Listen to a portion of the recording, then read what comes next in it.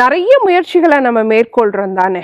ஆனா அன்றாடம் நம்ம உணவுல சேர்க்கக்கூடிய இந்த இஞ்சியே சர்க்கரை நோயை கட்டுப்படுத்தக்கூடியதாகவும் பக்க விளைவுகளை தடுக்கக்கூடியதாகவும் இருக்கு. வெறும் வயிற்றுல சர்க்கரையோடைய அளவு குறைய மாட்டேங்குது அப்படிங்கிறதே நிறைய பேருக்கு இருக்கக்கூடிய கவலையாக இருக்கு.